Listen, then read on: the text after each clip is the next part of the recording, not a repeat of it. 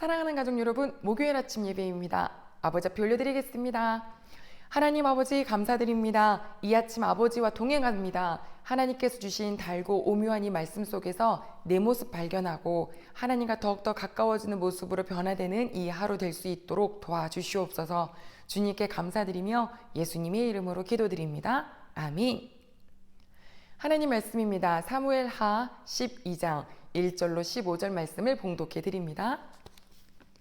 여호와께서 나단을 다윗에게 보내시니 그가 다윗에게 가서 그에게 이르되 한 성읍에 두 사람이 있는데 한 사람은 부하고 한 사람은 가난하니 그 부한 사람은 양과 소가 심히 많으나 가난한 사람은 아무것도 없고 자기가 사서 기르는 작은 암양 새끼 한 마리뿐이라.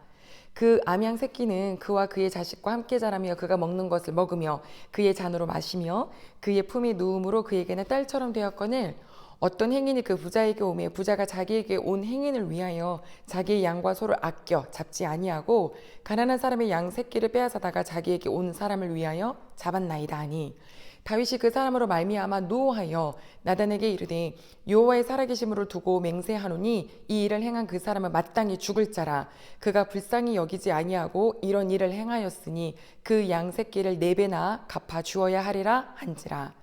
나단이 다윗에게 이르되 당신이 그 사람이라. 이스라엘의 하나님 여호와께서 이와 같이 이르시기를 내가 너를 이스라엘 왕으로 기름 붓기 위하여 너를 사울의 손에서 구원하고 내 주인의 집을 내게 주고 내 주인의 아내들을 내 품에 두고 이스라엘과 유다 족속을 내게 맡겼느니라.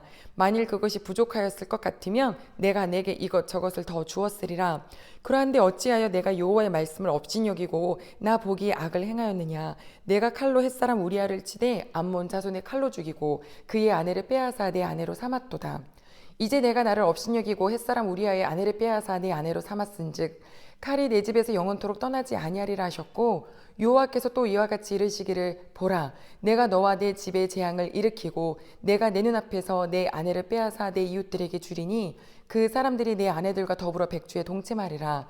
너는 은밀히 행하였으나 나는 온 이스라엘 앞에서 백주에 이 일을 행하리라 하셨나이다 하니 다윗이 나단에게 이르되 내가 여호와께 죄를 범하였노라 하매 나단이 다윗에게 말하되 여호와께서도 당신의 죄를 사하셨나니 당신이 죽지 아니하려니와 이 일로 말미암아 여호와의 원수가 크게 비방할 거리를 얻게 하였으니 당신이 낳은 아이가 반드시 죽으리이다 하고 나단이 자기 집으로 돌아가니라. 아멘. 죄. 죄가 무서운 이유가 무엇일까요? 처음에는 죄에 대해서 민감하게 하지만 시간이 지나면 그 죄에 대해서 둔해집니다. 그냥 그래도 되나 보지. 다들 그렇게 사니까. 별일 일어나지 않네?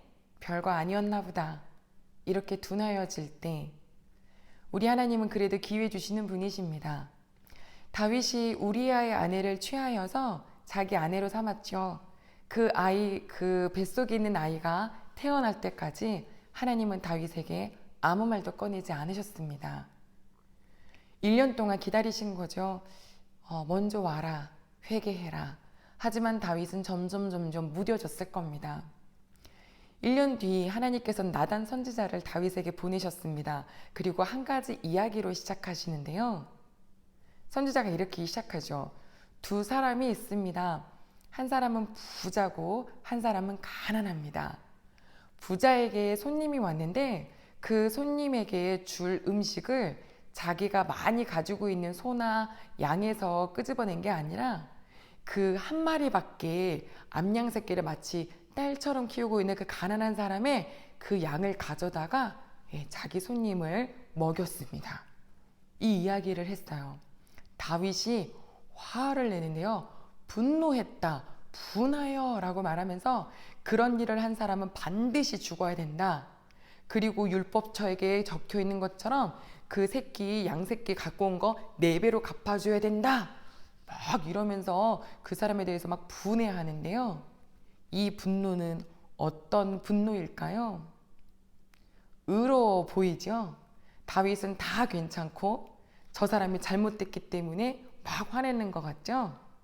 가족 여러분, 재미난 설문, 연구조사가 있는데요. 요즘 아주 트렌드인 것처럼 죄악이 관영한 것 중에 하나가 바로 외도입니다. 외도, 나의 아내나 나의 남편이 아닌 다른 그것도 유부녀나 유부남과 함께하는 입에 담고 싶지 않지만 참 많이 행해지는 지금 이 죄악들이요. 누구는 감정대로 그냥 그 일을 하죠. 그런데 안 하고 감정은 있는데 이게 안 돼, 양심껏 안 된다고 하는 사람, 또 하나님이 안 된다고 했으니까 참는 사람이 있을 수 있잖아요.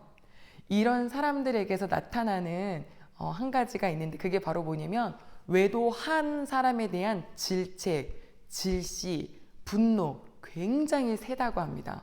어떻게 그럴 수 있어? 어떻게 막 이러면서 나는 참았는데 너는 했다 이거죠. 그런데 그 분노 내는 것에 마음속에 들어가 봤더니 이것이 하고 싶은, 내가 하고 싶었는데 하는 그 죄가 있다라는 거예요. 참 재미난 거죠. 분이라는 것은 내 안에 있는 죄가 파직하고 불타오르는 거예요. 하나님의 마음이 여기 가득하잖아요. 그러면 오히려 불쌍히 여겨질 수 있으실걸요.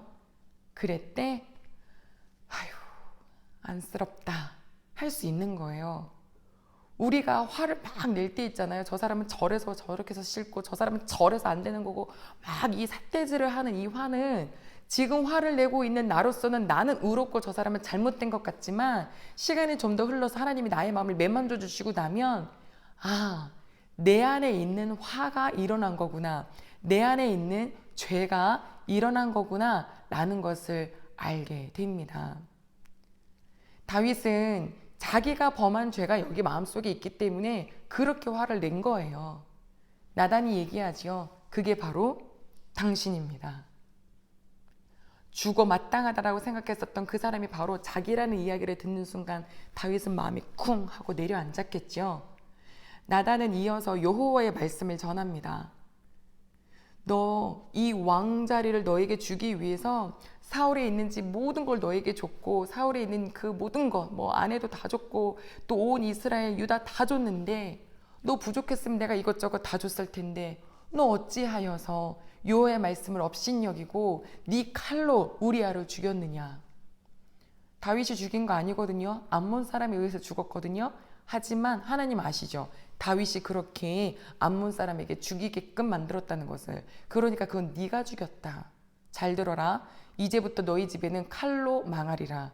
그리고 내 아내들을 내 이웃에게 내가 주어서 백주대간에 대낮에 그를 범하게 할 거다. 너는 은밀하게 했지 나는 드러내어서 할 것이다. 라고 말씀하세요. 가족 여러분, 다윗 이 이야기 듣고요. 13절에 봤더니 바로 용서하옵소서. 아니, 제가 여호와께 범죄하였나이다 라고 말을 해요. 그렇게 고백해요. 이거 뭐예요? 다윗이 말씀을 듣고 바로 찔려서 회개할 수 있었다는 거예요. 그래서 어쩌면 하나님께서는 1년을 기다렸었을지도 모릅니다.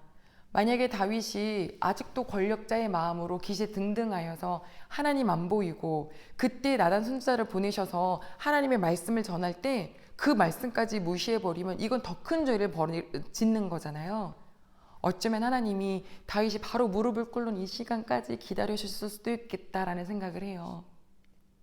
하나님이 바로 여호와께서 너의 죄를 사하셨다라고 합니다. 너무 단순하게 보이시나요? 용서해 주세요. 그래, 내가 너의 죄를 용서했다. 우리 아버지가 이런 분이세요. 이렇게 쿨하세요.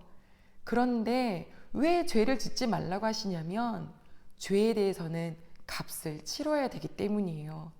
하나님은 용서하셨지만 다윗은 거기에 대한 값을 치러야만 했어요. 어디서요? 그가 사는 세상에서요. 아이가 만약에 뭘 훔쳤어요? 부모님 앞에 와서 용서를 막 구해요. 자기가 잘못했대요. 부모님은 눈물 흘리면서 용서를 구하는 자녀를 용서해요. 그러나 그 아이가 훔친 그곳에 가서 값은 치러야 해요. 범죄를 했다면 그것이 큰 죄악이라면 감옥이라도 가야 돼요. 경찰서라도 가야 해요. 이 값을 치르는 일이 있기에 하나님이 웬만하면 죄 짓지 말아라 라고 말씀하시는 거죠. 어떤 값을 치르느냐고요? 우리가 이제 머지않아 볼 수 있어요. 당장 내일 말씀도 있어요. 그리고 16장에도 나오죠. 가족 여러분, 오늘 이 말씀 하나님께서 나단을 통하여서 다윗에게 줍니다. 다윗 부르르 떠는 그 화를 봤더니 그 속에 있는 화예요. 속에 있는 죄예요. 요즘 우리는 무엇에 대해서 정죄하시고 무엇 때문에 부르르 떨고 계십니까? 나는 굉장히 의로운 것 같습니까? 아니요. 아버지 앞에 저도 똑같이 죄인입니다. 하나님, 내 속에 있는 죄성 좀 빼내어 주시옵소서. 그리고 죄에 대해서는 값이 반드시 있다라는 것을 기억하며 하나님 말씀 업신여기지 말고 그 말씀 집중할 수 있도록 도와달라고 기도하는 저희가 되기를 소망합니다. 기도하시겠습니다. 하나님 아버지 감사드립니다. 오늘 주신 말씀 아버지 참 다윗이 자기 속에 있는 죄로 인하여서 남이 그랬다니까 그것에 막 화를 내는데요. 알고 보니 그것은 그 마음의 죄로 인함입니다.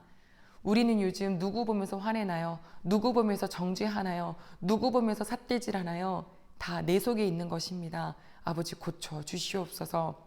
죄는 아버지 앞에 용서를 구하면 당연히 사해 주시지만 값이 있지요. 우리 귀한 가족들 이왕이면 죄 짓지 않고 죄값 치르지 않고 하나님과 더욱더 평안하고 안전한 하루하루 살아갈 수 있도록 주님 아버지가 깨어있는 어린아이같이 아버지밖에 못 보는 그런 저희 모두 될 수 있도록 도와주시옵소서. 주께 감사드리며 예수님의 이름으로 기도드립니다. 아멘.